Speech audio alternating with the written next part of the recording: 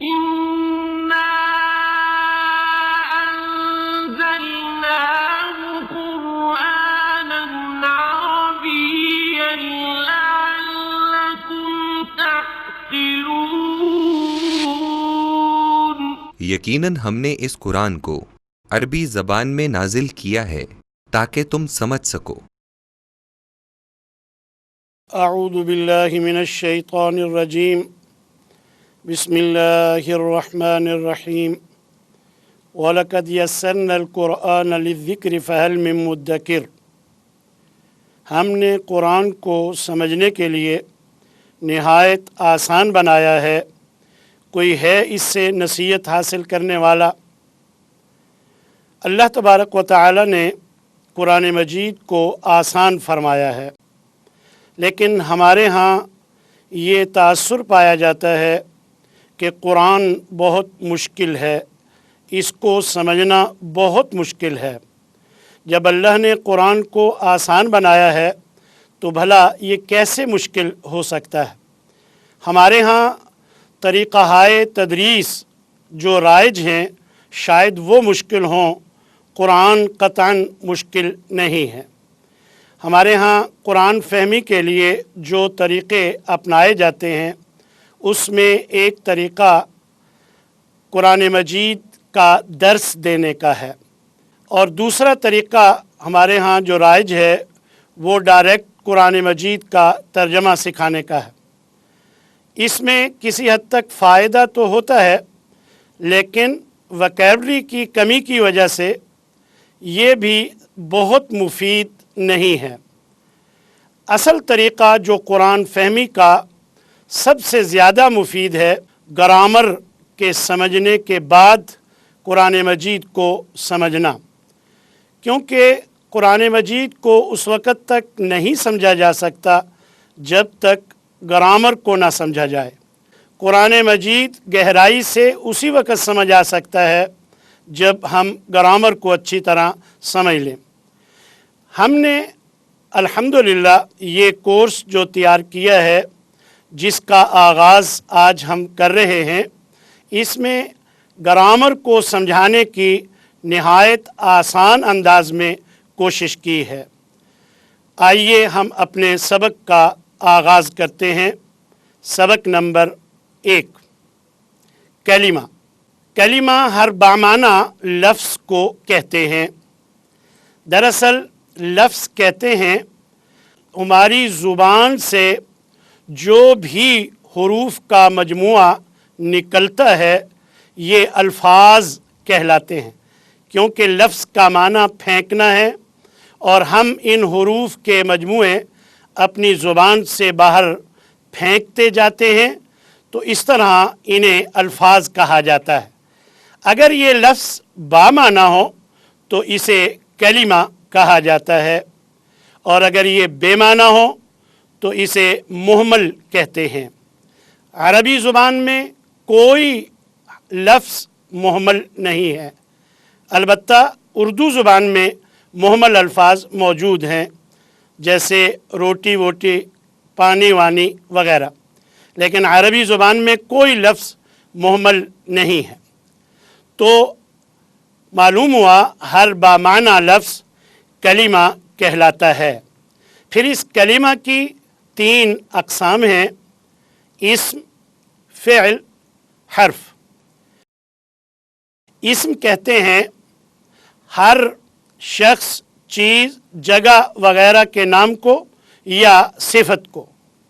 مثلا اللہ، محمد، مکۃ، غفور، رسول، باب، غرفۃ، شمس، طفل، ماء، نجم، صادق، صالح، فاسق، کوكب۔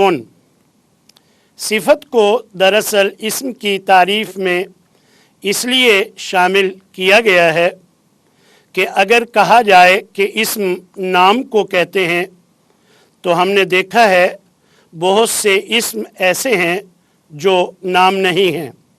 مثلا آج تک فاسق کبھی کسی نے اپنے بچے کا نام نہیں رکھا، اور نہ ہی کسی بچے کا نام کسی نے منافق رکھا ہے۔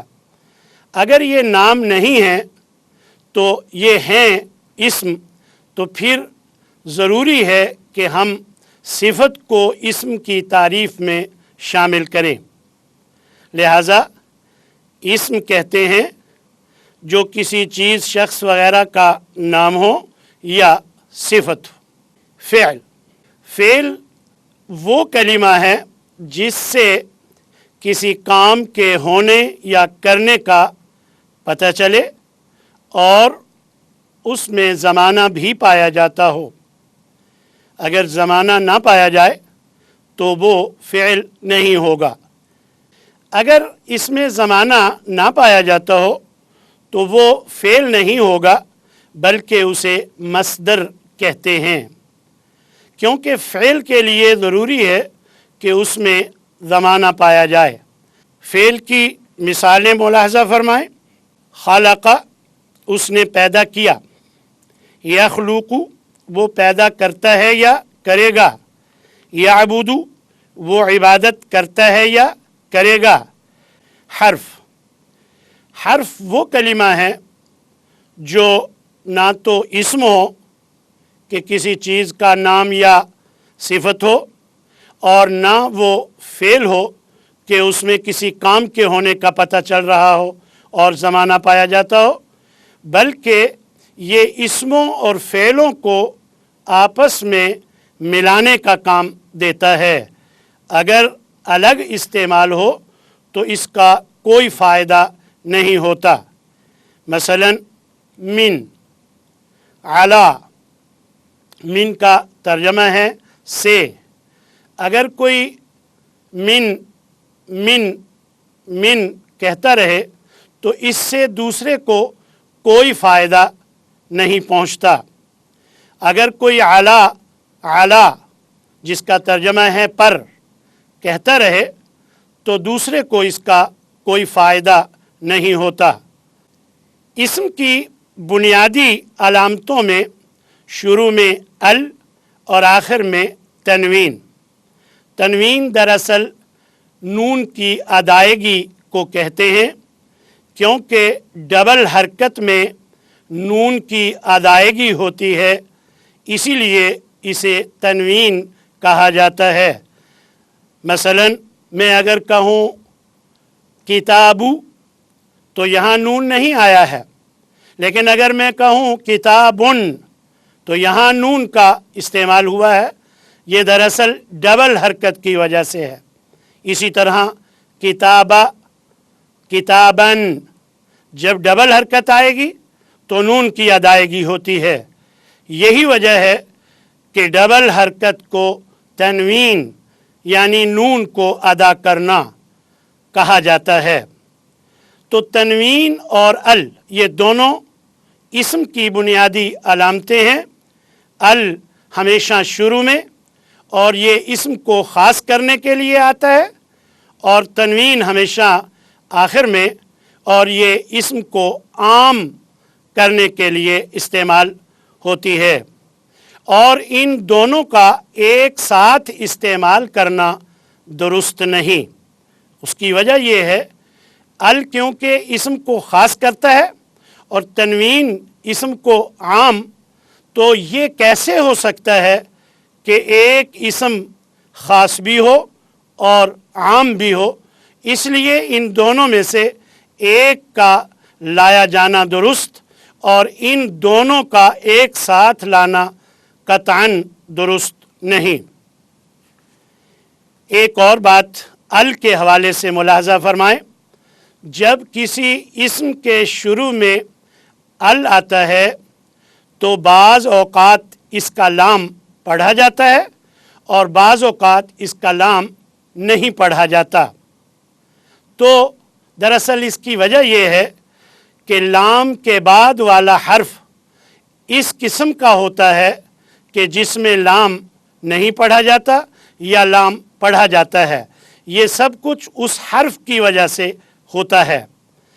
کل حروف 28 ہیں، 14 حروف میں لام پڑھا جاتا ہے اور 14 حروف میں لام نہیں پڑھا جاتا۔ گرامر والوں نے بیٹھ کے سوچا طلبہ کے لیے اس میں آسانی پیدا کی جائے، ایک جیسے 2 نام تلاش کیے جائیں کہ ایک میں پڑھا جائے اور ایک میں نہ پڑھا جائے، تو آخر کار الشمس اور القمر 2 نام تلاش کر لیے گئے۔